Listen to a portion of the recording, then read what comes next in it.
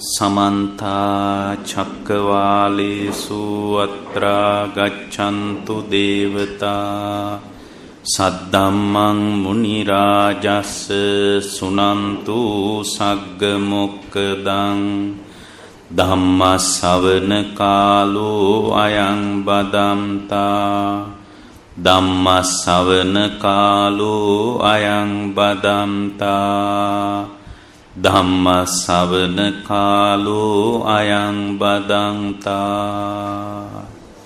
नमो तस्स भगवतो अरहतो सम्मा सम्बुद्दस्स नमो तस्स भगवतो अरहतो सम्मा सम्बुद्दस्स नमो तस्स भगवतो अरहतो सम्मा सम्बुद्दस्स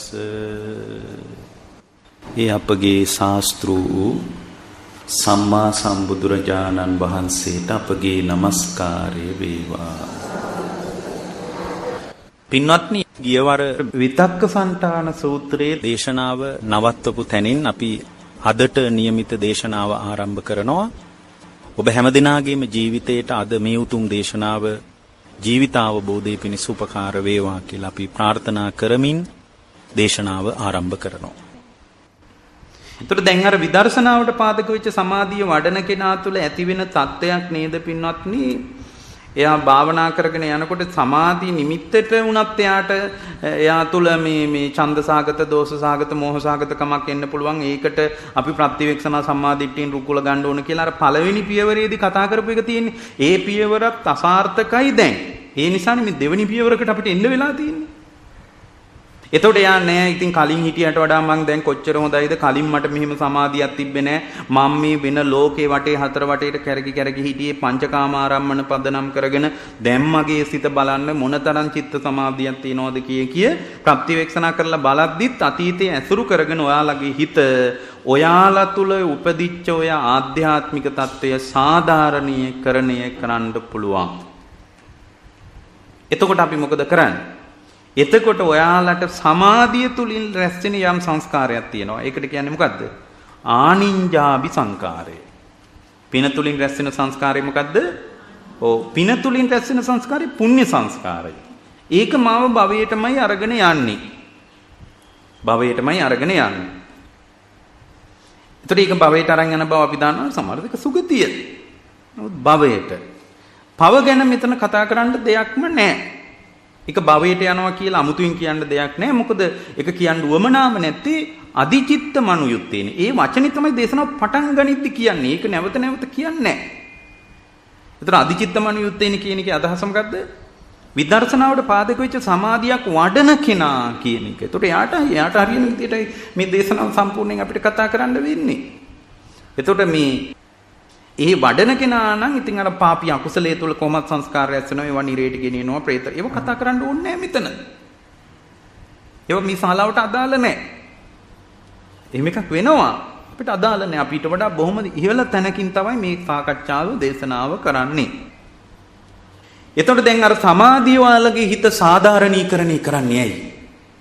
සමාධිය ඔයාලගේ හිත සාධාරණීකරණය කරන්නේ අන් කවර දෙයක් නිසාවත් නෙමෙයි. සමාධිය ඔයාලගේ හිත සාධාරණීකරණය කරන්නේ කලින් පංචකාම ආස්වාදයේ පදනම් කරගෙන රැස්වෙච්ච සංස්කාර වලට වඩා මේ රැස් වෙන සංස්කාරයේ කොච්චර හොඳ එකක්ද? ඒ කාලේ මම ගැන මම දන්නවා, දැන් ඉන්න මට්ටමත් මම දන්නවා, මේක නම් හොඳ මට්ටමක් කියලා ඔය පින්නතුන්ලාට හිතෙන්න පුළුවන්. එතකොට ඔය පින්නතුන්ලා ඒකේ ආදීනව දකින්න ඕන. මොකක්ද ආදීනවේ? මේ සමාධිය වඩන මා තුල රැස් වෙන යම් සංස්කාරයක් ඇද්ද? ඒකට කියන්නේ මොකද්ද? ආනින්ජාබි සංකාර කියලා. එතකොට ආනින්ජාබි සංකාරය යා කාම ලෝකයට එකතු කරන්නේ නැහැ. හැබැයි යා භවයට එකතු කරනවා. ඒක සමහරට බ්‍රහ්මතලයේ වෙන්න පුළුවන්. ඒ සංස්කාරයේ මාව බඹලුව අරගෙන යනවා. බඹලුව කියලා කියන්නේ භවයටම අයිති කොටසක්. මනුස්ස ලෝකේ නොඋනට ඒක භවයටම අයිති කොටසක්. එතකොට යා ආදීනව දකින්නවා කියලා කියන්නේ මොකද්ද? මේ සංස්කාර විපාක දෙමින් දිය වෙලා යනවා. මේ සංස්කාර කියන්නේ විපාක දෙමින් දියාරු වෙලා යන එකක්. ඒ කියන්නේ විපාක දෙමින් අනිත්‍ය වෙලා යන එකක්. එතකොට විපාක දෙමින් අනිත්‍ය වෙලා යනවා කියලා දකින්නක ආයිති මොන සම්මාදිට්ඨියටද? අනිත්‍යයි කියලා බලන එක ආයිති මොන සම්මාදිට්ඨියටද? විදර්ශනා සම්මාදිට්ඨියට. එහෙනම් පින්වත්නි ආදීනව පබ්බය කියලා මෙතන කතා කරන කොටස. ඇත්තටම මේ සූත්‍රයේ මේ වචන නෑ. සූත්‍රයේම කියවන්න නම් මම මෙතන වාඩි වෙන්න ඕනේ නෑනේ. ওই පින්නතුන්ට එදෙන ඉඳලා කියව ගන්න කියලා කියන්න පුළුවන් නේ. එහෙනම් මතක තියාගන්න පළවෙනියෙන් අපට අනුදැන වදාලේ මොකද්ද? ඔය පළවෙනියෙන් අනුදැන වදාළ දේ තමයි පින්වත්නි පළවෙනියෙන් අපි මතක් කළා මේ ප්‍රත්‍යවේක්ෂණා සම්මාදිට්ඨියෙන් රුකුල ගන්නවා. දැන් මෙතන කියනවා විතර්කය බලනවා. විතර්කයේ බලලා ආදීනව තේරුම් ගන්නවා. ආදීනව තේරුම් ගන්නවා. එතකොට ආදීනව තේරුම් ගන්නකොට එයා දකින්නේ සමහර විට එයා තුළ උපදින්නේ ඡන්දසහගත, දෝෂසහගත, මෝහසහගතකම උපදින්නේ පින පක්ෂය නියෝජනය කරමින් වෙන්න පුළුවන්. පින ඇසුරු කරගෙන වෙන්න පුළුවන්. එතකොට එයා ඒ පිනෙත් ආදීනව දකින්න ඕන. මොකද පිනේ ආදීනවේ? ඔව් පිනේ පින විසින් මාව සැපවත් කරන බව ඇත්ත. ඇත්ත ඒ කතාව. හැබැයි ඒක විපාක දීලා අනිත්‍ය වෙලා යනවා ආදීනවය. ඊට පස්සේ අපිට කියවනේ අර සමාධිය වඩනකොට යාගේ හිත මුලින් සාධාරණීකරණය කරානේ ප්‍රතිවේක්ෂණා කරද්දි. කොහොමද ප්‍රතිවේක්ෂණා සම්මාදිට්ඨියෙන් රුකුල ගත්තාමත් එයාගේ සිත ඒක සාධාරණීකරණය කළේ කොහොමද පින්වත්නි? නෑ මම කලින් හිටි විදි මන් දන්නවා. දැන් මගේ தත්ත්වය මන් දන්නවා. මේ මම ඉන්න මට්ටම හොඳ එකක් කියලා ඒ අර සමාධිය කෙරේ ඇති වෙච්ච ඡන්දේටම රුකුල ගන්නවා ප්‍රතිවේක්ෂණා කරද්දිත්.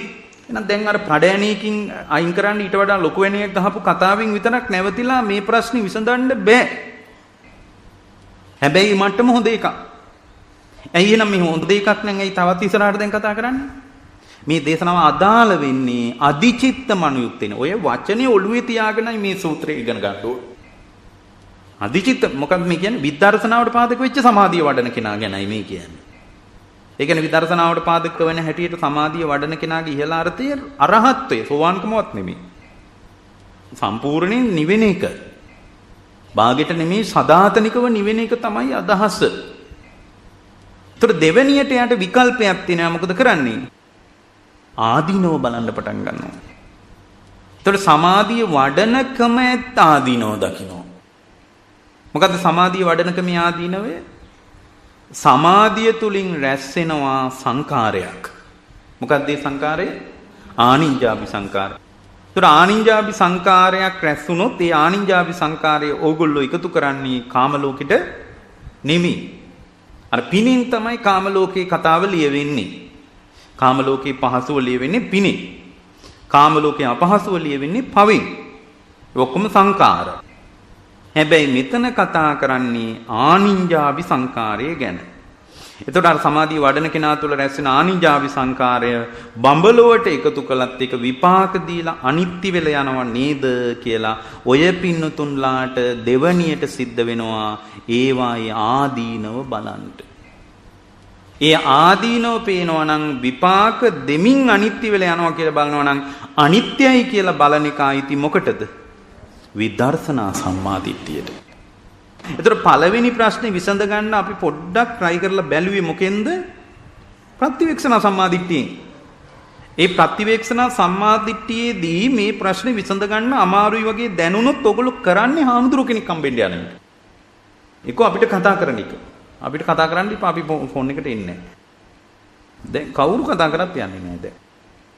ඒ නිසා ඒක විශේෂයෙන්ම කියන්න ඕන මේක ගිය සාරත් මම කිව්වා ෆෝන් එකට කතා කළාට වැඩක් නැහැ. ඒ නිසා මම බලන්නේවත් නැහැ. ඒ නිසා මේ කතා කරන්න ඉපා මේ විකල්ප ගොඩාක් කියලා තියෙද්දි කතා කරනවා නම් එයාගේ අදක්ෂකමක් ඒක. ඒ නිසා ආය ඇඟැලුම්කම් වැඩක් නැහැ දැන් මෙතන. ධර්මමය සමීපකම විතරක් ධර්මමය හිතවත්කම ඇතුලේ විතරක් පුළුවන් වැඩ කරන්න නැත්නම් අතහැරලා දාන්න එච්චරයි. වෙන කරන්න දෙයක් නැහැ.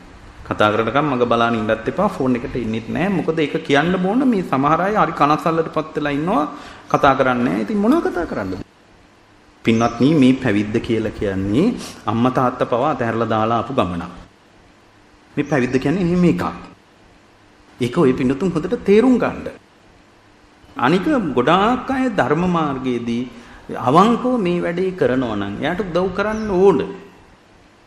ඒකට අවංකව මේ වැඩේ කරන කෙනෙකුට ඒ උදව්ව සමහරට මිනිස්සු ගොඩාක් සතපුම් ගණන් දුර හොයාගෙන ස්වාමීන් වහන්සේලා හොයාගෙන අනුරාධපුර යුගයේ පොළොන්නරු යුගයේ බුද්ධ කාලේ ඇවිල්ලා තියෙනවා. ඒ ආවේ ඔයාලට වගේ ඇඟිලි තුඩු අතර යාළට ධර්මයේ තිබෙන්නේ නැහැ. ඒ කාලේ ඕගොල්ලන්ට තියෙන මේ ඇඟිලි තුඩු අතර ධර්මයේ මුල් තියෙන එක ඒගොල්ලන්ට තිබ්බේ නැහැ ඒ කාලේ. ඒතර මේ මිනිස්සු අහගත්ත මොකක් හරි ධර්ම විතරකයක් ඇතුලේ පදිංචි වෙලා ඒගොල්ලෝ ඒක කරලා තියෙනවා. ඒගොල්ලෝ ඒක කරලා බලලා තියෙනවා. ඉතින් බැලුවට පස්සේ ඒගොල්ලන්ට එතනින් එහාට යන ක්‍රමයක් හොයාගන්න එයාලට විදියක් නැහැනේ. ඒතකොට ඒ කාලේ ස්වාමීන් වහන්සේලා හොයාගෙන ගිහින් කමඨාන් අරගෙන තියෙනවා. පින්වත්නි හොඳට මතක තියාගන්න මේ කාලේ එච්චර ඔයාලට දඟලන්න දෙයක් නැහැ. ඔයාලට ධර්මයේ තියෙනවා ඇඟිලි තුඩු අතර. මං හිතන්නේ මේ කාලෙත් මගපල ලබන්න අමාරු නම් ආයෙ බෑ ලබන්න. වමනාව තියෙන කෙනාට ධර්මයේ අතේ දුරින් තියෙන්නේ. ඒ අතේ දුරින් තියෙන ධර්මයේ පාවිච්චි කරන්න. ඒ නිසා පින්වත්නි මේක ඉතා වැදගත් පණිවිඩයක්. දැන් බලන්න දෙවෙනියට එයා එතකොට ප්‍රතිවේක්ෂණ සම්මාදිට්ඨියෙන් රුකුල ගත්තත් එයාට මේ ප්‍රශ්නේ විසඳ ගන්න පුළුවන් බව පේන්නේ නැහැ. එතකොට එයා ගන්නෙ මොකින්ද උදව්ව? එයා උදව්ව ගන්නෙ විදර්ශනා සම්මාදිට්ඨියෙන්. ඒකයි මෙතන ආදීනව පබ්බය කියලා දෙවෙනි එකේදී කතා කරන්නේ. මුලින්ම කතා කරේ කුසල පබ්බය. අකුසලයේ තේරුම් ගන්නවා කුසලයේ තේරුම් ගන්නවා. එතකොට අකුසලය කුසලයෙන් පෙළනවා. මොකද්ද අකුසලයේ කුසලයෙන් පෙළනවා කියන්නේ? කුසලයේ කියන්නේ මොකද්ද? කුසලයේ කියන්නේ අන් කවර දෙයක්වත් නෙමෙයි පින්වත්නි ප්‍රතිවේක්ෂණ සම්මාදිට්ඨිය. ප්‍රතිවේක්ෂණ සම්මාදිට්ඨියෙන් බලනකොට ඒ ප්‍රතිවේක්ෂණ සම්මාදිට්ඨියෙන් බලන ශ්‍රාවකයා තුල ප්‍රතිවේක්ෂණ සම්මාදිට්ඨියෙන් බලන කෙනා තුල ප්‍රතිවේක්ෂණ කරන්ට එයා තුල ඇති වෙනවා ආයෙත් අර නිවන් මාර්ගට සම්බාධකය සාධාරණීකරණය කරනකම්. ඉතින් ඒකට යා මොකද කරන්නේ දෙවෙනියට ආදීනව පබ්බය.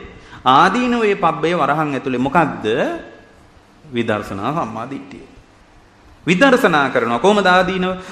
කුසලයක් පින කියන එකත් විපාක දෙමින් අනිත්‍ය වෙලා යනවා. සමාධිය වඩනකම ඇතුලේ රැස් වෙන්නේ ආනින්ජාබි සංකාරයක් වෙන්න පුළුවන්. ඒකත් විපාක දෙමින් අනිත්‍ය වෙලා යනවා නේද කියලා විමසන්න පටන් ගන්නවා. එතකොට දැන් අනිත්‍ය වෙමින් විපාක දීලා අනිත්‍ය වෙලා යනවාය කියලා ඔය පින්නතුන්ලා බැලුවත් විපාක දෙමින් අනිත්‍ය වෙලා යනවාය කියලා ඔය පින්නතුන්ලා බැලුවත් හැබැයි ඒකට භාග්‍යතුන්වහන්සේ උපමාවකුත් පාවිච්චි කරනවා මේකේ. කොහොමද කියන්නේ? හොඳට නාගත්ත තරුණ ස්ත්‍රියකගේ හෝ පුරුෂයෙකුගේ ඇඟට එයා හොඳට නාලා ඉන්නේ. පිරිසුදු වෙලා. ඒ පිරිසුදු වීම කියලා කියන්නේ සමාධිය වඩන කම කියන එක ඇත්තටම. හොඳට නාගත්ත තරුණ මේ ස්ත්‍රියකගේ හෝ පුරුෂයෙකුගේ ඇඟට සර්පකුණක් බලුකුණක් දැම්මොත් එයා ඒ දාපු ගමන් ඒක පිළිකුල් කරනවා. උත්තර නාලා ඉන්නේ. උත්තර නාලා ඉන්නේ. ඒ නාලා ඉන්න කෙනෙක්ගේ ඇඟට සර්පකුණක් දැම්මාම එයා ඒ සර්පකුණ පිළිකුල් කරනවා වගේ එයා තුලම ගොඩනැගෙන සංස්කාර ටික අනිත්‍යයි කියලා බලලා ඒ සංස්කාර ටික අනිත්‍යයි කියලා බලලා ඊට ඈත් කරලා දානවා. සර්පකුණක් පිළිකුල් කරනවා වගේ. ඒක තමයි දෙවැනි කාරණය. දෙවැනි කාරණේ. ඒතර පළවෙනියෙන් උදව්ව ගන්නවා අකුසලයේ කුසලයෙන් පෙළනවා. ඒතර කුසලයේ කියලා කියන්නේ ප්‍රතිවේක්ෂණා කරන කමමයි. ආයි කුසල් හොයන්න එපා.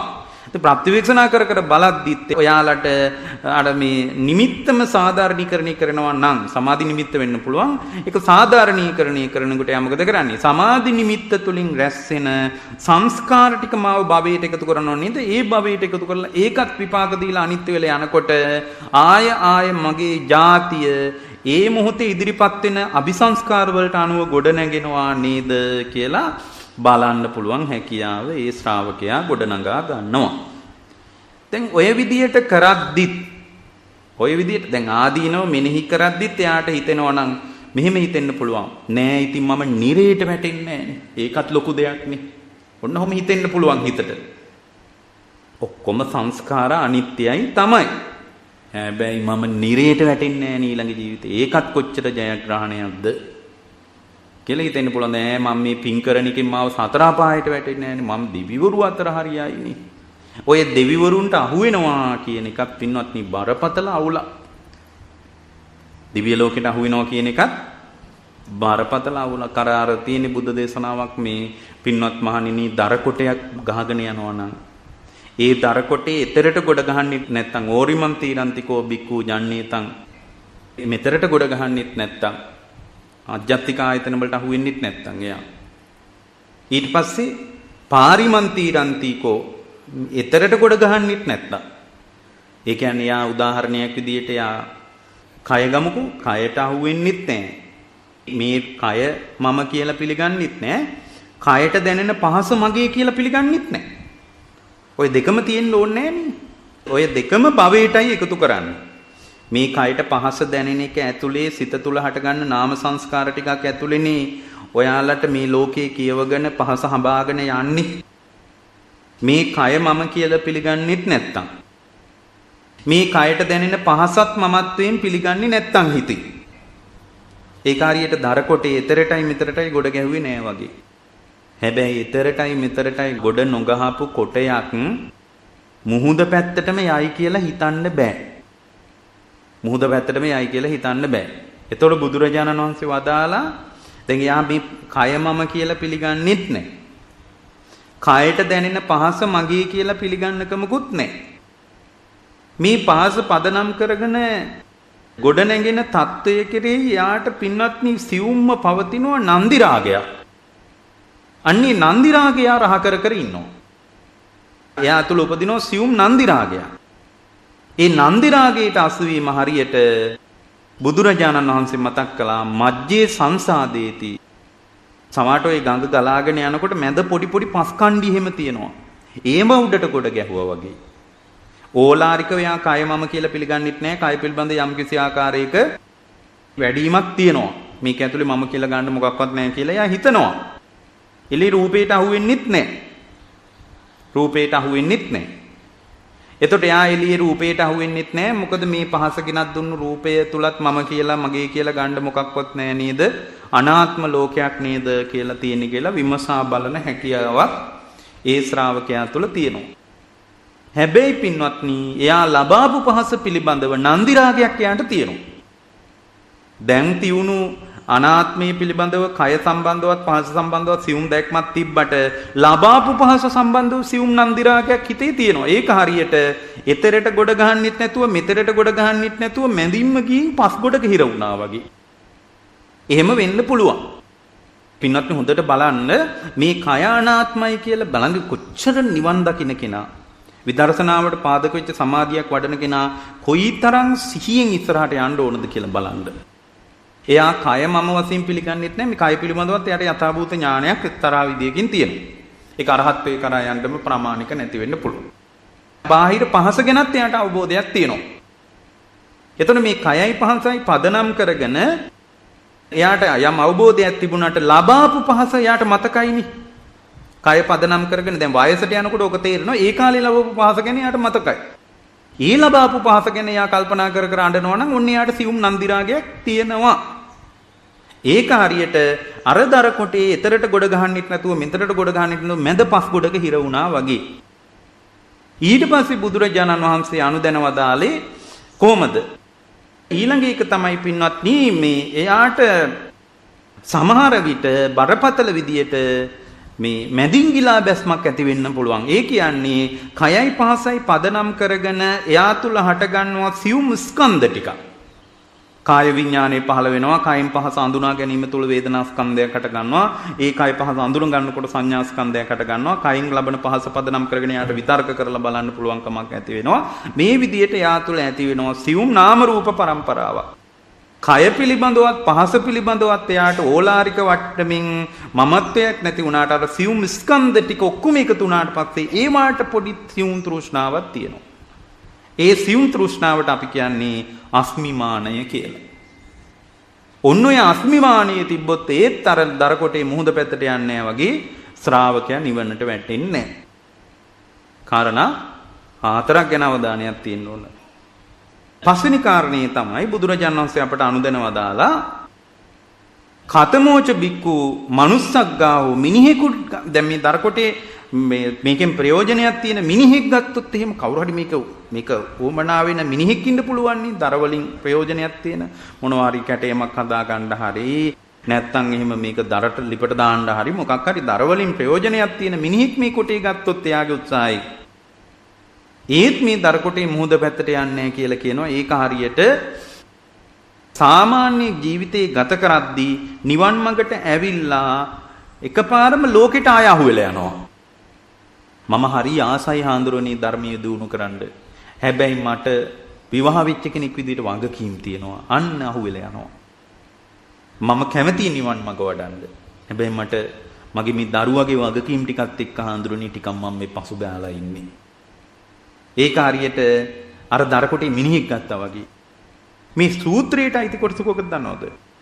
ඊළඟ එක කතමෝච බික්කු අමනුස්සග්ගාහෝ එයා මේ විදියට වීරිය කරලා එයා හිතනව කොහමද? වීරිය කරන ගමන් දැන් බලන්න එයා කය පිළිබඳවත් එයා විදර්ශනා කරනවා. කයට දැනෙන පහස පිළිබඳවත් ඒක ඇති වෙලා නැති වෙලා නේද? ඒකේ මමත්වෙන් ගන්න මොකක්වත් නැහැ කියලාත් බලන කමක් තියෙනවා. ඒ වගේම අර අතීතයේ අත්දකපු පහස සම්බන්ධව නන්දිරාගේ ඇති වෙනකොට වැඩන්නේ අතීතයේ අතීත සංස්කාර ටිකක් විතරයි තියෙන්නේ. ඒකයි කවදාවත් අත්දකින්න බෑ නේද? මානසිකාරය කරාම මතකයට එනවා. මානසිකාරය නිරුද්ධ වෙනකොට නිරුද්ධ වෙලා යනවා. ඔය මතකයේ ඇතුලේ මොනවද අඬන්න තියෙන්නේ කියලා බලනකොට ඒක අර මැදින් පස් ගොඩවල් වලටත් අහුවෙන්නේ නැතුව ගලාගෙන යන්න පටන් ගත්තා වගේ. ඊට පස්සේ පින්වත්නි ඒ ශ්‍රාවකයාට මේ ටික පදනම් කරගෙන ඇති වෙන සියුම් නාම රූප પરම්පරාවත් ඇති වෙලා නැති වෙලා යනවා. මේවා මේ දැන් මේක පදනම් කරගෙන කාය විඥානේ පහළ වෙනවා. කාය සම්පස්යෙන් හටගන්න වේදනාව හිතට වැටෙනවා. මේ විදිහට නාම රූප પરම්පරාවක් නේ ඇති වෙන්නේ. කායට පහස දැනෙන මට්ටම ඇතුලේ. ඒ නාම රූප પરම්පරාවටමනේ අපි සියුම් තෘෂ්ණාවක් හදාගෙන තියෙන්නේ. ස්ත්‍රියක් පුරුෂයෙක්ගේ පහසට කැමති වෙන්නේ පුරුෂයෙක්ගේ පහස දැනෙන බව අඳුනගත්තොත් නේ ස්ත්‍රිය. ඒ පුරුෂයා මගේ දරුවා කියලා දැනගත්ත ගමන්ම ඒත් සාමාන්‍ය පුරුෂයෙකුට ඇති වෙන රාගය Tamanගේ දරුවාගේ ඇඟ ස්පර්ශ වෙනකොට ඇති වෙන්නේ නැහැ. ඒ කියන්නේ මේ එකම පහස වැටෙහින් දැනින්නේ. එයා ඇතුලෙන් අඳුන ගන්න විදිහේ වේමත්තතාවයටනේ පින්වත්නි රාග දේශ මොහ හටගන්නේ. රාග දේශ මොහ හටගන්නේ. ඒක අඳුන ගන්න විදිහටනේ. අඳුන ගන්න විදිහටනේ.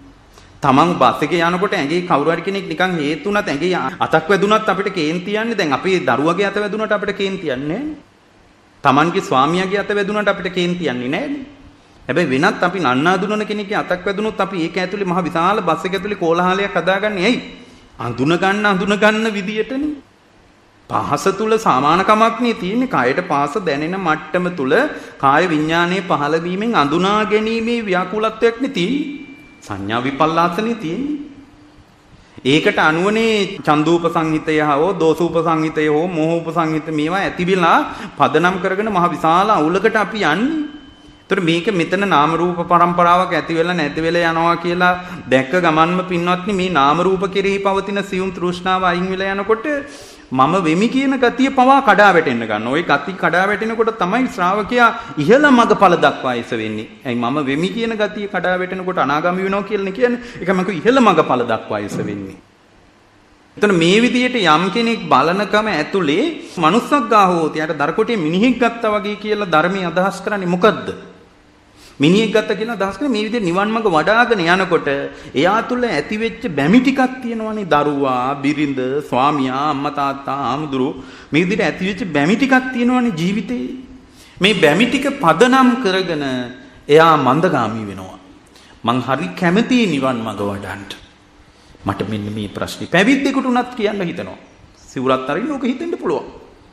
දැන් පැවිද්දෙක් සිවුරත් ඇරලා දාන්න එයා එක සාධාරණීකරණය කරනවා. මට මෙහෙමයි යන්න හිතෙන්නේ එකයි.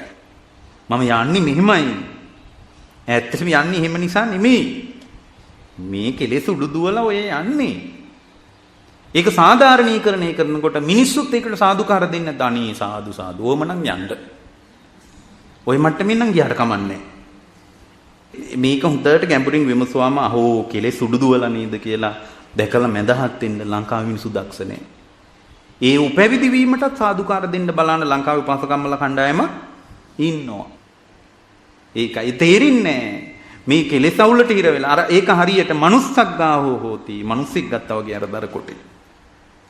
මං කැමති නිවන් මඟ වඩන්න. හැබැයි මට මේ ප්‍රශ්නේ තියෙනවා. ඒකයි මම මේකෙන් පස්සට යන්නේ.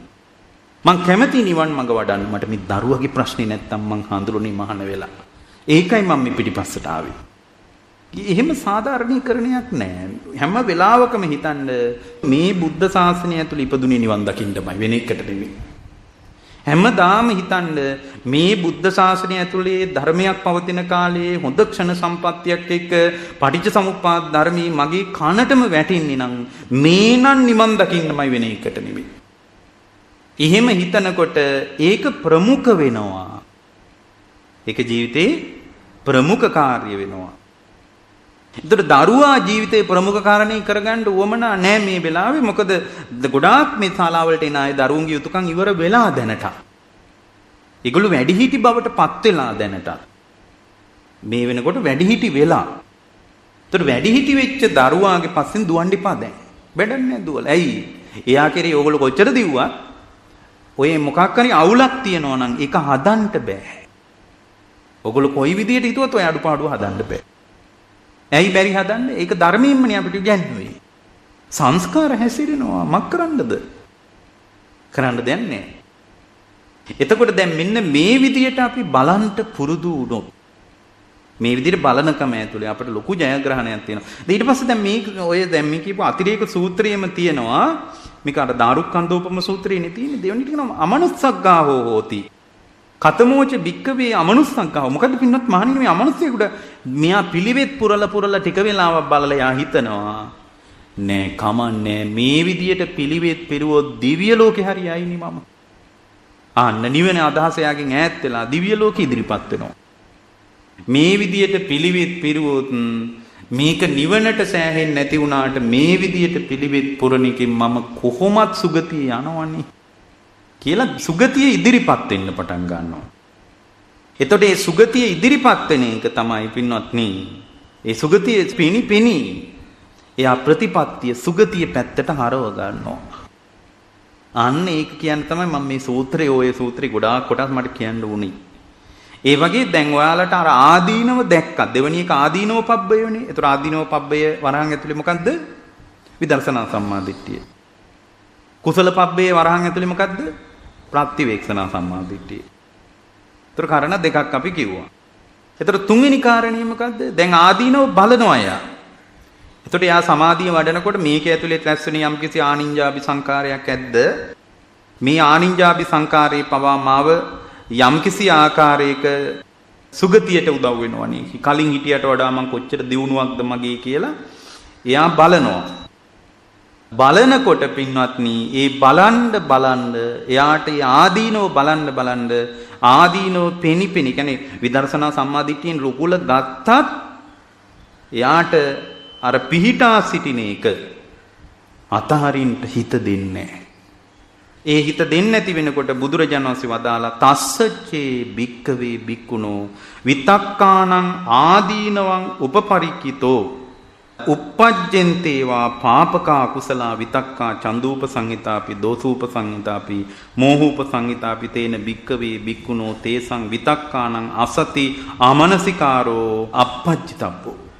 බුදුරජාණන් වහන්සේ වදාලා පින්වත් මහණෙනි ආදීනව දකින්ද ඔබට ඔබේ සිත විසින් වඩන සමාධිය පවා සාධාරණීකරණය කරනවා නම් විදර්ශනාවට පාදක වෙච්ච සමාධියක් වඩන කෙනා හැම වෙලාවකම දියුණු කරන්න ඕන අසති අමනසිකාර පබ්බය.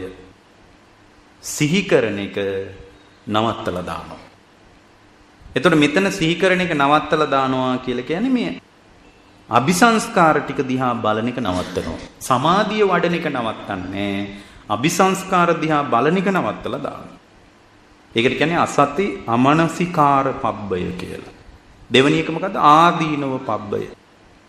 එතකොට අසති අමනසිකාර පබ්බේ කියලා කියන්නේ භාවනාරම්මණය අයින් කරන්නේ නැහැ. භාවනාරම්මණය තුල අපට ප්‍රතිලාභයේ විදියට පේන එකක් තියෙනවනේ. ඒක අයින් කරලා දානවා. අසති අමනසිකාර පබ්බය. සිහි කරන එක නවත්තලා දානවා. එතකොට මේ අසති අමනසිකාර පබ්බ. එතකොට සිහි කරන එක නවත්තන්නේ භාවනාරම්මණය මත සිහිය පවත්තන එක නෙමෙයි. භාවනාරම්මණයේ තුලින් පැන නගින යම්කිසි අபிසංස්කාරයක් මාව අනාගතේ කොයි වගේ තැනක නවත්තනවද කියලා අනාගතේ බලපු කමක් තියෙනවනේ අනාදීනව බලනකොට. එතකොට එයා සැහැල්ලුනේ මොකද්ද? නෑ මේකෙන් රැස් වෙන සංස්කාර මාව සතර අපායට ගෙනියන්නේ නෑ. ඒකත් කොච්චර දෙයක්ද? මේකෙන් රැස් වෙන යම් සංස්කාරයක් ඇද්ද දිව්‍ය ලෝකෙට ගෙවින. ඉතින් ඒකමත් කොච්චර දෙයක්ද? මෙහිට වඩා සනීපයි නෙහි කියලා ඕගොල්ලන්ගේ හිත ඒක සාධාරණීකරණය කරන එක නවත්තන්න ඕගොල්ලෝ දෙවණියට මොකද්ද කරන්නේ? දෙවණියට ආදීනව බැලුවා වැඩේ අසාර්ථකයි. දැන් මොකද කරන්නේ? අසති අමනසිකාර පබ්බය. මානසිකාරයෙන් අයින් වෙන්නේ භාවනාරම්මණය තුල නෙමෙයි. භාවනාරම්මණය තුල යෙදෙනවා. භාවනාරම්මණය තුලින් පැන නගින අபிසංස්කාර ටික මාව අරන් යන තැන බලන කමක් තිබ්බනම් අන්නේ අරන් යන තැන බලන එක නවත්තනවා. එතකොට සිත පුදුම විදියට වර්තමානයේ තුරම මැදහත් වෙන්න පටන් ගන්නවා. එතකොට මානසිකාරයේ නොකරන්නේ අபிසංස්කාර ටික මිසක් භාවනාරම්මණය නෙමෙයි. භාවනාරම්මණී මානසිකාරය නොකළොත් එයාට භාවනාවයි නවත්තන්න වෙන්නේ. දැන් මෙයා භාවනාව නෙමෙයි නවත්තන්නේ භාවනාව තුලින් සමාධි කුසලතාවයේ තුල පැන නගින අபிසංස්කාර ටික දිහා බලන එක සම්පූර්ණයෙන්ම නවත්තලා දානවා. එයා සම්පූර්ණයෙන්ම නවත්තලා දානවා. බුදුරජාණන් වහන්සේ අපට අනුදැන වදාලා ඒක හරියට මේ වගේ තමන්ට රූප පේනකොට ඒ රූපේ තමන්ට කරදරයි වගේ කියලා දැනෙනවා නම් ඒ රූපේ තමන්ව අවුල් කරනවා වගේ දැනෙනවා නම් එයාට ක්ෂණිකවම ගන්න පුළුවන් තීරණයක් තියෙනවා. ක්ෂණිකවම ගන්න පුළුවන් දෙයක් තියෙනවා. ගොඩාක් ප්‍රබල නෑ වගේ කෙනෙක් කියන්න පුළුවන්. ඒක විතරක් ගත්තොත් ඇත්තටම ප්‍රබල නෑ වගේ. නමුත් අපි මේ පියවර 3ක් ඇතුලේ කතා කරපු එකක් මේක. මොකක්ද එයාට කරන්න පුළුවන්? භාග්‍යතුන් වහන්සේ මේ උපමා පාවිච්චි කරනවා. එතන බුදුරජාණන් වහන්සේ අපට අනුදැන වදාලා චක්කුමා පුරිසෝ ආපාත ගතානං ඇස් තියෙන පුරුෂයෙක් රූපානං අදස්සන කාමෝස්ස ඇස් තියෙන මිනිස්සෙක් අකමැති රූප පේනකොට එයා ශනිකව කරන්නේ ඇස් පියා ගන්න එක වගේ කියනවා. ශනිකවම කරන්නේ ඇස් පියා ගන්න. පේන එක නවතිනවනේ එතනම. ඇස් තියෙන පුරුෂයෙක් එකපාරම අකමැති රූප ඇහැට පේනකොට පින්වත් මහණෙනි එක මේ වගේ කියලයි බුදුරජාණන් වහන්සේ වදාළේ. ඇස් තියෙන පුරුෂයෙක් රූප පේන මට්ටමේදී එතනම එකපාරම ශනිකවම ගන්න ඊටාම් සරල විකල්පය. සරල විකල්පයක් ඒක. ඒ සරල විකල්පය තමයි අකමැති රූප පේනකොට එකපාරටම ඇස් පියා ගන්න පුළුවන්. එතකොට මොකද වෙන්නේ? පේන එක එතනම නවතිනවා. පේන එක එතනම නවතිනවා. ඇස් ඇරියාම ආයේ පේන එක ඇත්ත. පේන එක එතනම නවතිනවා. අහක බලාගත්තා වගේ. ඒක හරියට කොයි වගේද? අර මේ සමාධි නිමිත්ත පදනම් කරගෙන සිත දියුණු කරගෙන යන කෙනා කරන ඊටාම වැදගත් දෙයක් තමයි. එයා පින්වත්නි ආදීනෝ බැලුවට වැඩේ සාර්ථකුන් නැති නිසා අසත්‍ය අමනසිකාර පබ්බය සම්පූර්ණයෙන් භාවනාරම්මණය තුල රැස් වෙන සංස්කාර ටික Tamanව අරගෙන යන තැන බලන එක සම්පූර්ණයෙන් නවත්තලා භාවනාරම්මණය නවත්තන්නේ නැහැ. එතකොට භාවනා කරන එක නවත්තන්න වෙනවා. භාවනා කරනවා භාවනාව තුළින් කෙබ්බඳු සංස්කාරයක් රැස් වෙලා මොන ලෝකෙ ගියත් කමන්නේ මම නම් මේ භාවනා කරන්නේ භව නිරෝධය පිණිසමයි කියලා අර භවයට රැස් වෙන ඊටා මනාප සංස්කාර ටික දකිමින් හිත සැහැල්ලු කරගත් එක අතහැරලා දානවා. ඒක තමයි තුන්වෙනි කාරණේ. ඒක හරියට උපමාව අකමැති රූප පේනකොට මිනිහෙක් ඇස් පියාගත්තා වගේ. ඇස් පියාගත්තා වගේ. එතකොට ඒක ඊටාම සාර්ථක විකල්පයක්. හැබැයි ඒක විතරක් ගත්තොත් දුර්වලයි වගේ පෙනේ. නමුත් පියවර 3ක තුන්වෙනි පියවර තමයි ඒක. හැබැයි මෙහෙම එකක් තියෙනවා. දැන් ගොඩාක් අය ඉන්නවා මේ ගොඩාක් අයගේ ජීවිතවල තියෙන දෙයක් තියෙනවා. ඒ තමයි පින්වත්නි ඒගොල්ලෝ මේ කිසිම පදනමක් ප්‍රතිපත්තියක් නැතුව එයාලා මේ කිසිම පදනමක් ප්‍රතිපත්තියක් නැතුව ඒගොල්ලෝ නිකන් වහේ ඒගොල්ලෝ මේ වැඩන්නේ මේ ජීවිතේ. මොකද්ද මේ ජීවිතේ වටිනාකම? මහා නිත්‍ය වෙලා යන එකක් කියලා නිකන් හිතලා ජීවිතය අතහරිනවා. ඒක දෘෂ්ටියක් පින්වත්නි. මේ අනුපිළිවෙලින් තමයි ධර්මයේ උපකාරය ඇතුව තමයි බලන්න පළවෙනියෙන් අපි ප්‍රතිවේක්ෂණා සම්මාදිට්ඨිය උදව්ව ගත්තා. දෙවෙනියට විපස්සනා සම්මාදිට්ඨිය උදව්ව ගත්තා. විපස්සනා සම්මාදිට්ඨිය උපකාරය ගත්තා.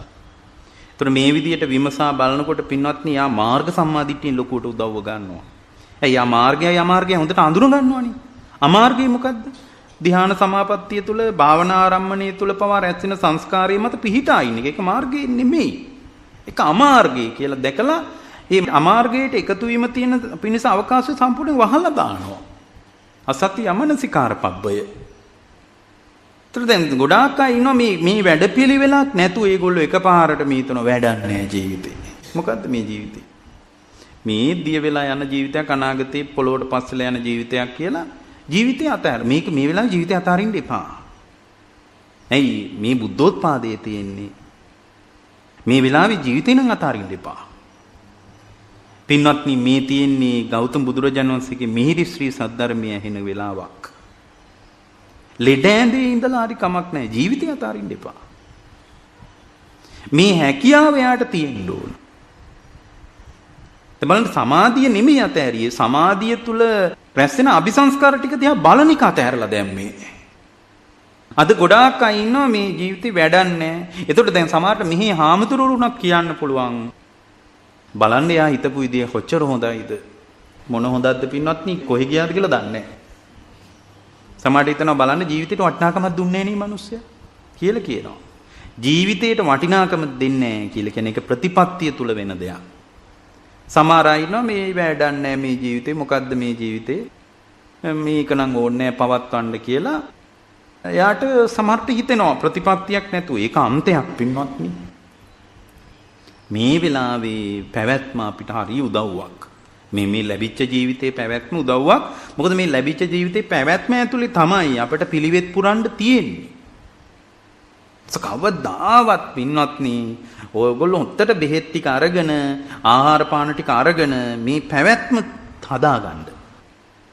භික්ෂුවක් වුණත් මාම ජීවිතය අතහැරලා තියෙන්නේ මම බෙහෙත් බොන්නේ නැහැ කියලා හිතනවා නම් එයා දෘෂ්ටියක ඉන්නේ. මඟපල පැත්තේ නෙමෙයි ඉන්නේ. දෘෂ්ටියක. දැන් මම බෙහෙත් ගැන උනන්දු නැහැ නිසානස කියලා කවුරු හරි කෙනෙක් කියනවා නම් ඉන්නේ පින්වත්නි අන්තයක. මොකද මේ ශාලාවලට එනවා මේ අන්තබල හිර වෙච්ච අය. ඒකයි මම මේ අතිරේක කාරණයක් මේක කිව්වේ මේ දේශනාවට සම්බන්ධයි. ඒ අන්තේ හිර වෙන්න එපා. ඒ අන්තේ හිර වෙන්නේ නැතුව හේතුඵල වශයෙන් බලන හුරුව හදාගන්න. ඔය මේ ඒ කාලේ ඉඳලා තියෙනවා මහායා මේ ඔය සෙන් බුදුදහමේ එක කතාවක් තියෙනවා මේ එක භික්ෂුණියක් ඉඳලා තියෙනවා. එයාගේ නම තමයි මේ චියනෝ කියලා. ඒ භික්ෂුණියගේ නම ඒ චියනෝ කියන භික්ෂුණියට හිතිලා තිබෙනවා බැඩන්නේ මේ ජීවිතේ. කියලාට ජීවිතේ එපා වෙලා. ඉතින් මේ ජීවිතේ එපා වෙන විදියට බැලුවා කියලා එයාට වෙච්ච මොකක්වත් යහපතක් නැල්ලු. ඒ චියනෝ කියන භික්ෂුණියට මොකුත් වෙලා නැහැ යහපතක්. ඉතින් වැඩන්නේ මේ ජීවිතේ මොකද්ද මේ ජීවිතේ මේක නඩත්තු කරන්න ඕනේ නැහැ. මේකට කන බොන එක උනත් සිම්ම එක වැඩි ඕනේ නැහැ හිතන්න. මිනිස්සු ඒවා හිතන්න ඕන පින්වත්නි. බලන්න බුද්ධ ශාසනය කොච්චර ප්‍රශස්තයිද? ආහාර පාන ගැන මේ ලැබිච්ච ජීවිතේ තාවුරු කරලා ඉස්සරහට අනේක ගැන ජීවිතය අතහරින්නේ නැහැ. කෙලෙස් විතරයි අතහරින්නේ. අපිට ජීවිතේ ඕන කෙලෙස් නිරුද්ධ කරන්න. ජීවිතය අතහරින එක බරපතල අන්තයක්. ඔයගොල්ලෝ හොත්තට ඊයේ කාපු වගේම අදත් හොඳට කාලා බීන සැහැල්ලුවෙන් ඉන්න ඕන. කෙලෙස් ටික අතහරින හුරුව තමයි අපි වර්ධනය කරන්න ඕන. ජීවිතය අතහරින හුරුව අපිට කිසිදු ප්‍රයෝජනයක් නැහැ. දැන් මේ චියනෝ කියන භික්ෂුණිය ජීවිතය අතහැරලා එයාට හිතිලා ජීවිතේ ඕනේ නැහැ. එයා අවුරුදු මං හිතන්නේ 15ක් විතර එක දිගට ජීවිතේ ඕනේ නැහැ කියලා හිතලා නමුත් එයාට මේ මොකද්ද ජීවිතේ මේ කිසිම වටිනාකමක් නැහැ කියලා දැනිලා එයා එයාගේ ගුරුවරයා ළඟට ගිහින් ඕක කියලා තියෙනවා. මේ චියනෝ කියන භික්ෂුණිය කියලා තියෙනවා මට ජීවිතේ පාවෙලා තියෙන්නේ. මං ජීවිතේ කියන වටිනාකමක් දෙන්නේ නැති කෙනෙක්. ඒ සාමාන්‍ය අපිට ඕක කිව්වොත් අපි හාමුදුරුවොත් කියන බලන්න එයා කොච්චර හොඳයිද? දැන් අපිට ඇවිල්ලා කියනවා එයා ජීවිතේට වටිනාකමක් දුන්නේ නැහැ. එයා ඕන වෙලාවක අත්හරින්න පුළුවන් මට්ටමට එයා හිටියේ. දැන් ජීවිතය ගැන යම් කලකිරෙනවා කියන්නේ ඕකට නෙමෙයි. ජීවිතය ගැන කලකිරෙනවා කියන්නේ කෙලෙස් ගැන කලකිරෙනවා කියන එකයි. ඔගොල්ලෝ කලකිරෙන්න ඕන පින්වත්නි Tamanගේ හිතේ තුල උපදින තෘෂ්ණාවට, නන්දි රාගයට. ජීවිතය වටිනා එකක්. මේ කියනෝට හිතුනේ ජීවිතේ නොවටිනා එකක් කියලා. එයා කෙලෙස් දිහා බැලුවේ නැහැ. එයාට කෙලෙස් දිහා බලන්න උවමනාවක් තිබෙන්නේ නැහැ. මේ කියනෝ කියන භික්ෂුණිය ගුරුවරයා ළඟට ගිහින් කිව්වා. එයාගේ ගුරු ස්වාමීන් වහන්සේ ළඟට ගිහින් කිව්වා මට ජීවිතේ පා වෙලා තියෙන්නේ. මං ජීවිතේ ඕනේ නැහැ කියලා බැලුවා. නමුත් මට එහෙම කොලකෝ ආධ්‍යාත්මික දියුණුවක් නැහැ. මඟපල නැහැ. කොච්චර කාලයක? අවුරුදු 15ක්. ඊට පස්සේ අර ගුරුවරයා කියලා තියෙනවා එහෙනම් ඔහෙට දැන් කරන්න දෙයක් නැහැ. ඔයාට එක දෙයක් කරන්න දෙන්න පුළුවන්. මොකද්ද? ඔයා තමයි මේ ආරාමෙට වතුර අදින්න ඕන දැන්. ඔන්න ගුරුවරයා කියපු දෙය. ඔයා මේ ආරාමෙට වතුර අදින්න ඕන. එතකොට මේ කවදාද වතුර අදින්න ඕන? මේ හැමදාම රැයට තමයි ආරාමෙට වතුර ගේන්න ඕන. දැන් ඔයා කියනෝනේ ජීවිතය ගැන මට කිසිම ආසාවක් නැහැ, වටිනාකමක් නැහැ කියලා. ඉතින් ඔයාට කියනෝනේ ඔයාට මේ ලොකුමක් දිනුනකුත් නැහැ කියලා. ඉතින් එහෙනම් කරන්න දෙයක් නැහැ නේද? හැබැයි ඔයා මේ ජීවත් වෙනකොට මොන හරි කරන්න එපා මිනිස්සුන්නම්. ඔයා තමයි අද ඉඳලා මේ ආරාමෙට වතුර අදින්න ඕන. කියලා මේ පින්වත්නි උණ බම්බු වලින් හදාපු මේ වතුර අදින මොකක් හරි ඒ කාලේ ඔය ජපාන් සෙන් දහමට අනුව ගොඩාක් මම ඔය ඇත්තටම ඔය සෙන් ඉගැන්වීම් ගොඩාක් ආදාරලා තිනවා ඒ කාලේ. හැබැයි ඉතින් මේ අවස්ථාවට එක එක හොඳ දේවල් තියෙනවා. නමුත් විදර්ශනාව පරිසම්පාද මොකක්වත් නැහැ. ඒ නිසා ඕගොල්ලෝ මේ කතා අහලා ඔය පොත් එහෙම පෙන්නන්න දඟලන්න එපා. මොකද ලංකාවේ පාසකම්මල එහෙමයි. ලස්සන කතාවනේ බලන්න ඕන කියලා මොකක්වත් නැහැ පින්වත්නි.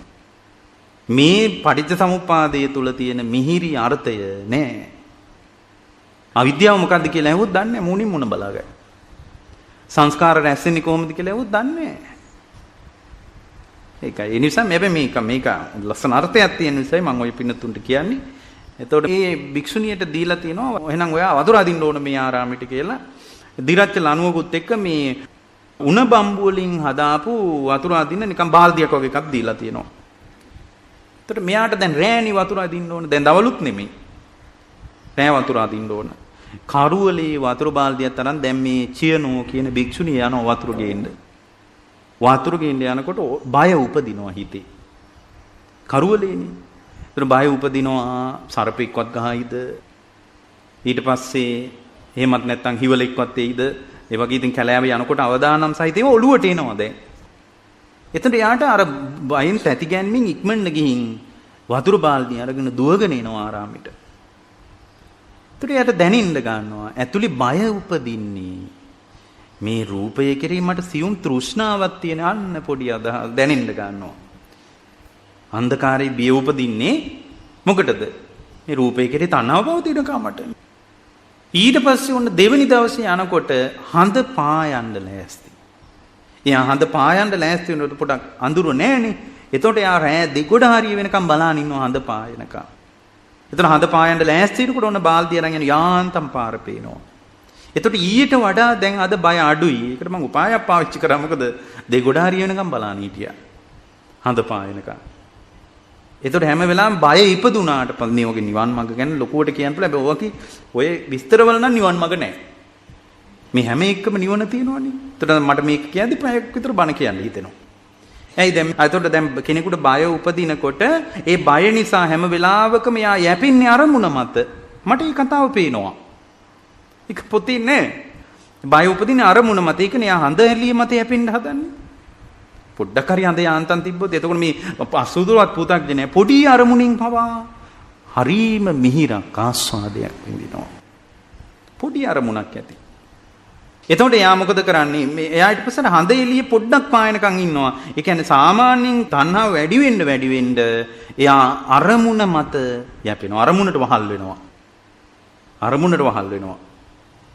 එතකොට අරමුණ මත තමයි යැපෙන්නේ. තණ්හාවට පින්වත්නි ඕක වෙන්නේ. එතකොට එයා ඊළඟ දවසේ එනකොට මොකද වෙන්නේ?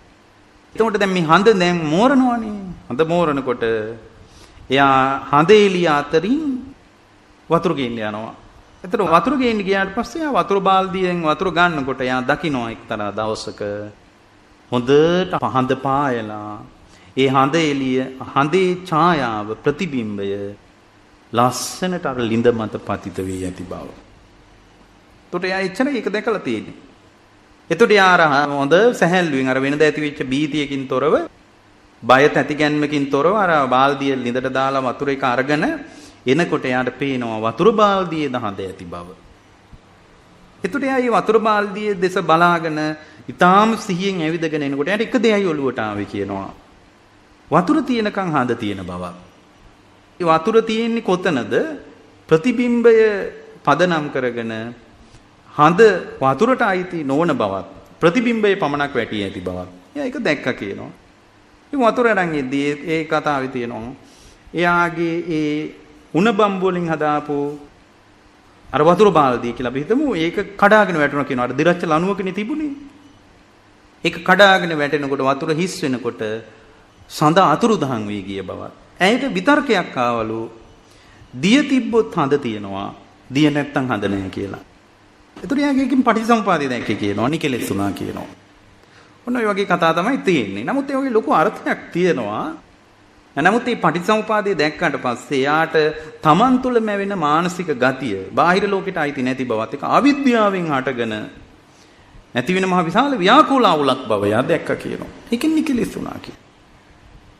අන්න ඔය විදිහට දැක්මකින් තමයි පින්වත් නිකලෙස් ටික කඩන්න තින්නේ. නැතු ඔයාලා නිකන් හිතන්න එපා වාඩි වෙලා ඉන්න ගම වැඩක් නැහැ ජීවිතේ. කොහොම හිටපු මමද මගේ මේ කොණ්ඩේ සුදු වෙලා ඇඟල ඇලි වැටලා මම මෙහෙම හිටියේ මිනිස්සෙක්ද මොකද්ද මේ ජීවිතේ අර්ථය කියලා නිකන් බලන්න එපා. හේතුඵල ධම ඇතුලේ තමයි ඔයාලා ජීවිතේ කියවන්න ඕන. ඒ හේතුඵල ධම ඇතුලේ ජීවිතේ කියවනකොට ජීවිතේ නෙමෙයි එපා වෙන්නේ. කෙලස් ටිකයි එපා වෙන්නේ.